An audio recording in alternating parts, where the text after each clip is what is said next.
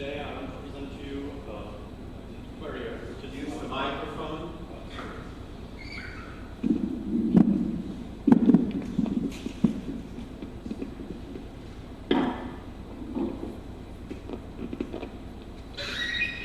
So I want to present to you Querier, which is a library for accessing relational databases from Pharo. It's focused on simplicity, and it is heavily inspired by NotOrm, which is a PHP library for querying relational databases. And the reason why I'm doing this is because today accessing relational databases in Pharo is quite difficult.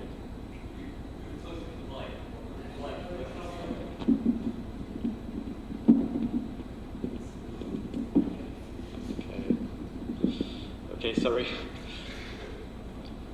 So it's because today accessing relational databases in Pharo is quite difficult because in fact you have two options.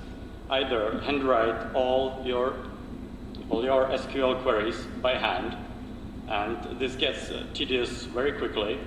So you have another option, which is to use Glorb, which is an object relational mapper that does all the querying for you, but it's much more complicated to set up.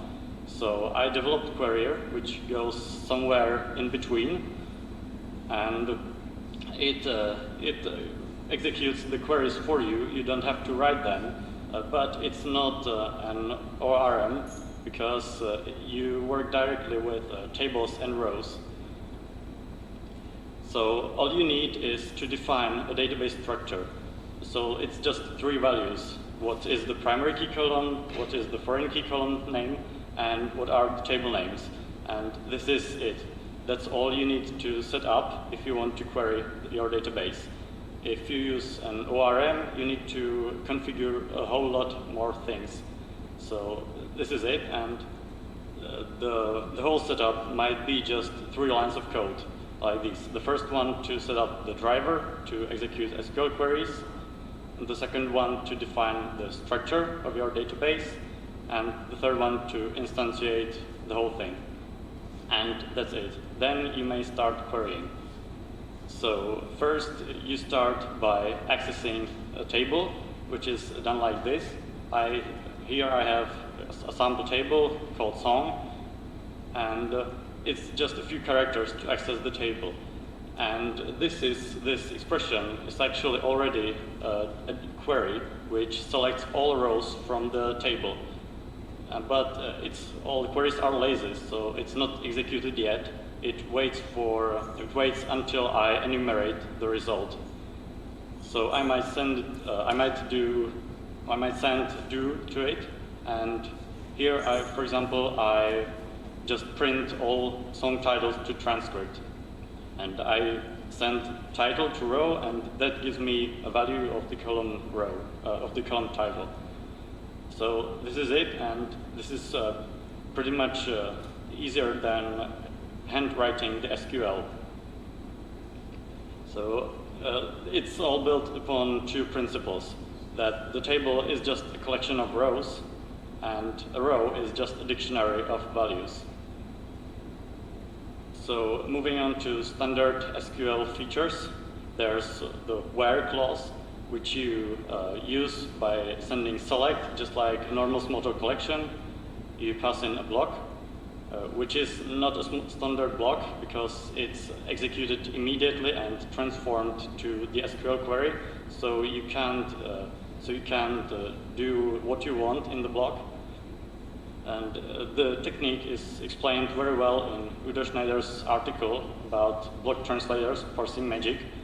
It's basically you pass in a fake object to the block, it gets executed, it catches all messages sent to it, and it builds the query by it.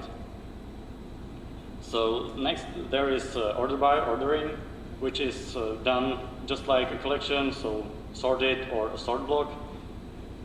As well, you pass in a block, which is also a fake block, but it builds the according order by clause.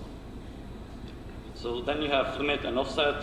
There's also standard messages like first, to build a limit, then all but first to execute an offset, and some combinations like from, to, and such.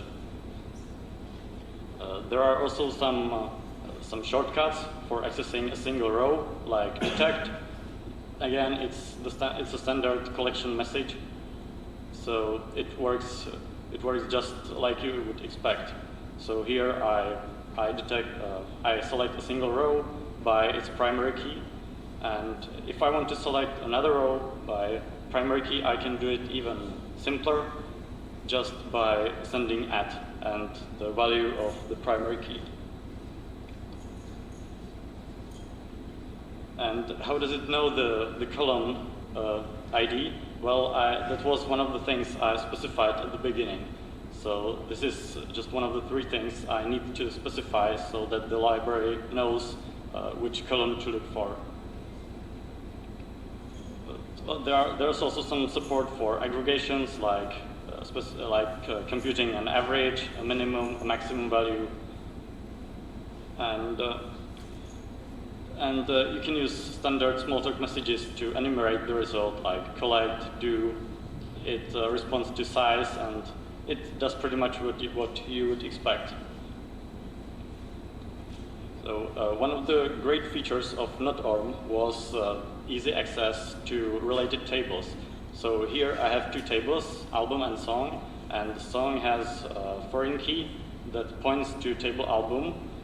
And without knowing any SQL, I might write a Smalltalk code like this, which selects all songs that belong to a certain album. And this is exactly the approach that is taken by Querier. So it allows you to write such things, and it automatically builds the left joins in the SQL for you. You don't need to specify it. And again, the columns are taken from the specification I did in the beginning. So it's much easier than handwriting the SQL. It's already getting a lot bigger, a lot longer. And I may add in another table, for example, an artist, and select songs by its album artist, and it just adds more joins.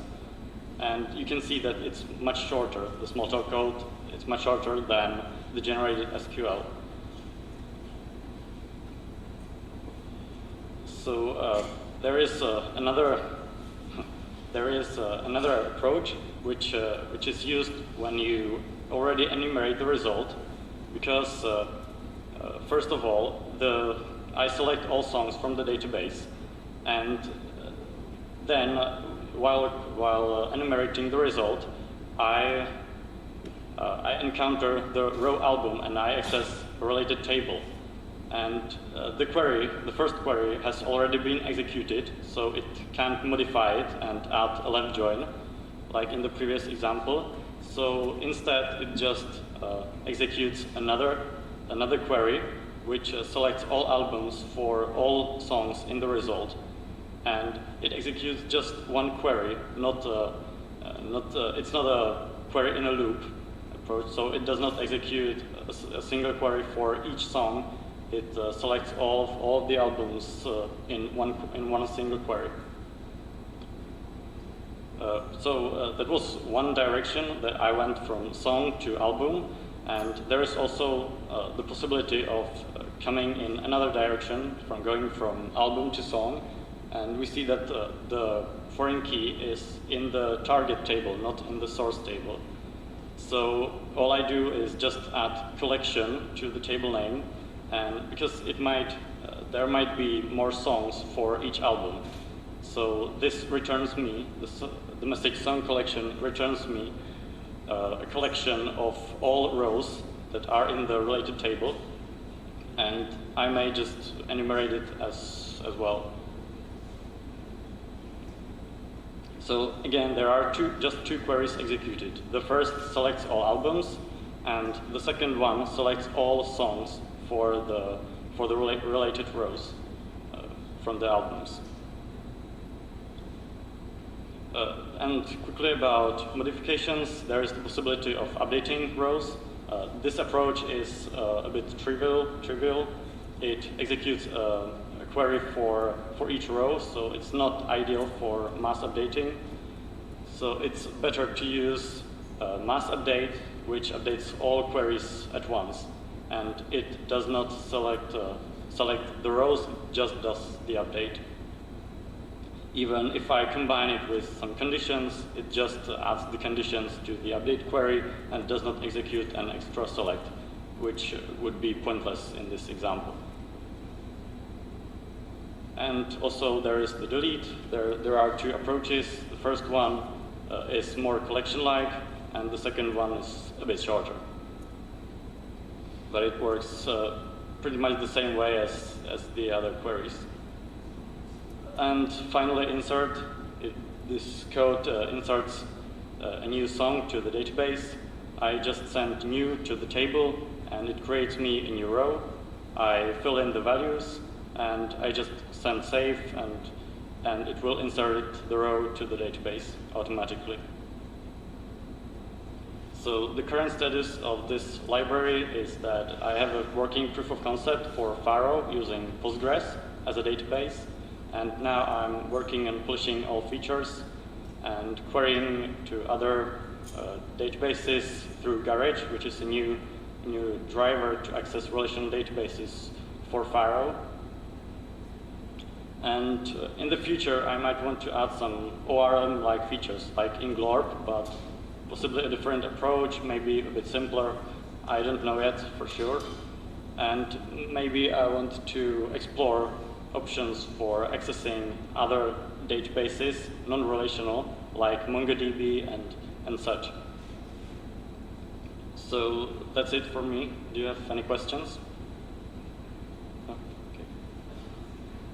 As far as I've understood, Garage will be the new Pharo relational database querying engine, and your project will feed that.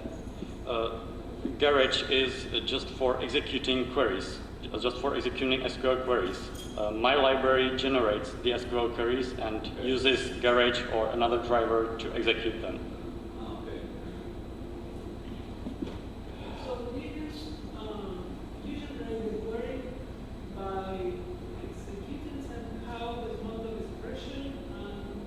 I'm sorry. How do you translate? Could you explain again how do you translate this model expression into Yeah, okay.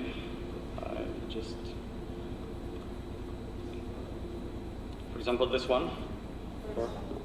Yeah, so this works that I get the block, which accepts just one parameter, and this is a fake block. And what I do is that I create a fake object which does nothing and just collects all messages that are sent to it. And I pass it as the row parameter to the block. And based on the messages sent to it, for example, here I sent the length to it, and then the equals, the more than or equals. Well, for instance, I understand that for the parameter row, but once you have the row, then you send it length, so you again create one of these options, capture. Yes. Okay. Yes, I built the parts of the query on the fly, and all parts of the tree, of the query tree, support just sending another message to it, and they will build another part of the query. So so at first I pass in a fake object which acts as a row, a fake row, and if I send an alphanumeric message to it, it knows that I try to access a column, a length in this case. Then I send less than or equal or more than or equal to it, and it knows that I'm trying to create a condition or a comparison with a literal or another web value. So it builds those expressions on the fly. Are you using Glorp's message archiver to actually as your fake object, or are you using a distinct fake object using the same pattern? I'm sorry, I didn't understand. Obviously, this is how glorp reads its blocks. It passes in a fake object and thus builds up the glorp parsed structure. And obviously, you're doing the same thing. I just wondered if you actually were using glorp's message archiver, or were you using a different? No, I built my own fake object, which just inherits from object and does not implement any other messages, and it just does not understand to collect all the message sends. Because you might find it interesting to look at what the glorp message archiver makes itself understand and doesn't, to compare the behaviors. Okay, thanks. I would like to know, is there a special reason why you did not reuse small archiver? Because it's part of glorp, and so it's important as far as I understand. So you should have reused that. Well, actually, the message catcher part was one of the easiest ones. You just implement does not understand on a single class, and that's it. So I think there was no reason for reusing a class from another project, possibly bringing another dependency. Just one remark on that. Small archiver and the fake object mechanism is fully implemented, so it is connected to the syntax tree and then it has the query. So what you did is not only have message understood be implemented to redo the fake object thing, but it's also the generation of the query. Okay, Just thanks. want to know if you have a special reason. Maybe it's not feasible or not applicable or not. No, I did not. To be honest, I didn't know about message archiver. Okay, Thanks. Are you at all familiar with ROWE? I'm sorry. Are you familiar with ROWE? No, I'm Relational object expressions? no, I'm not familiar with that. Okay. That was the rest. Yeah, we don't have time.